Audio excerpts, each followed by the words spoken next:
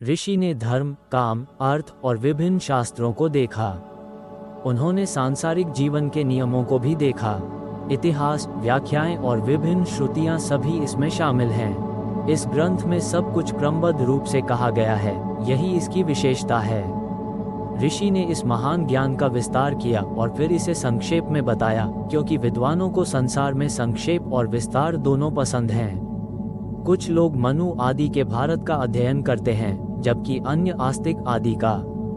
कुछ ब्राह्मण उपऋच आदि का भी भली भांति अध्ययन करते हैं। बुद्धिमान लोग विविध संहिताओं के ज्ञान को प्रकाशित करते हैं। कुछ ग्रंथ की व्याख्या करने में कुशल हैं, तो कुछ उसे याद रखने में। सत्यवती के पुत्र विद्वान ब्रह्मर्षि कृष्णद्वैपायन ने तपस्या और ब्रह्मचर्य से सनातन वेद और इस पुण्य इतिहास की रचना की।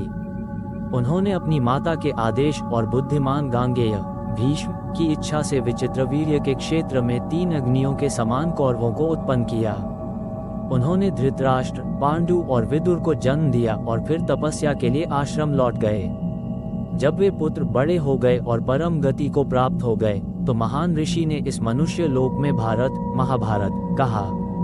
जन्मेजय ने हजारों ब्राह्मणों के साथ उनसे पूछा और उन्होंने अपने शिष्य वैशंपायन को अपने पास बैठाकर आदेश दिया। वैशंपायन ने सभासदों के साथ यज्ञ के कर्मों के बीच बार बार प्रेरित होकर भारत का पाठ किया। वैपायन ने कुरुवंश का विस्तार, गांधारी की धर्मशीलता, सत्ता, विदुर की प्रज्ञा और कुंती की सहनशीलता का वर्णन किया। भगवान ऋषि ने वासुदेव, कृष्ण की महिमा, पांडवों की सत्यता और धृतराष्ट्र के पुत्रों के बुरे आचरण का वर्णन किया। उन्होंने 24,000 श्लोकों की भारत संहिता बनाई, जिसे विद्वान उपाख्यानों के बिना भारत कहते हैं। फिर ऋषि ने 150 अध्यायों का संक्षेप किया, जिसमें पर्वों के अनुसार घटनाओं का क्रम था। वैपायन ने पहले इस महाभारत को अपने पुत्र शुक को पढ़ाया, फिर उन्होंने इसे अन्य योग्य शिष्यों को दिया। नारद ने देवताओं को, असित और देवल ने पितरों को, और शुक ने गंधर्व, यक्ष और राक्षसों को सुनाया। दुर्योधन क्रोध का वृक्ष है, कर्ण उसका तना है, शकुनी उसकी शाखाएं हैं, दुशासन उसके फूल और फल हैं, और मूर्ख राजा धृतराष्ट्र उसकी जड़ है। युधिष्ठिर धर्म का वृक्ष है, अर्जुन उसका तना है, भीमसेन उसकी शाखाएं हैं, माद्री के पुत्र नकुल और सहदेव उसके फूल और फल हैं, और कृष्ण, ब्रह्म और ब्राह्मण उसकी जड़ हैं। पांडु ने युद्ध और पराक्रम से बहुत से देशों को जीतकर वन में शिकार करते हुए सज्जनों के साथ निवास किया। शिकार के कारण उन्हें कष्ट और आपदा मिली। जन्म से लेकर पार्थों, पांडवों के आचार और विधि का क्रम, माता कुंती का धर्म के उपदेश के प्रति सम्मान, धर्म, वायु, इंद्र, देव और अश्विनी कुमारों के द्वारा तपस्वियों के साथ पालन पोषण और माताओं द्वारा रक्षा पवित्र वनों और महान आश्रमों में हुआ। ऋषियों ने उन्हें स्वयं धृतराष्ट्र के पुत्रों के पास पहुंचाया। वे बच्चे सुंदर, जटाधारी और ब्रह्मचारी थे। ये तुम्हारे पुत्र, भाई, शिष्य और मित्र हैं, ये पांडव हैं, ऐसा कहकर मुनि अंतर्धान हो गए। उन पांडवों को देखकर कौरवों और श्रेष्ठ वर्णों के नागरिकों ने हर्ष से कोलाहल किया। कुछ ने कहा ये उसके पुत्र नहीं हैं, तो कुछ ने कहा ये उसी के हैं। कुछ ने कहा जब पांडु बहुत पहले मर गए तो ये उसके कैसे हो सकते हैं। स्वागत है, सौभाग्य से हम पांडु की संतान को देख रहे हैं। स्वागत कहो, ऐसी आवाजें हर तरफ से सुनाई दी।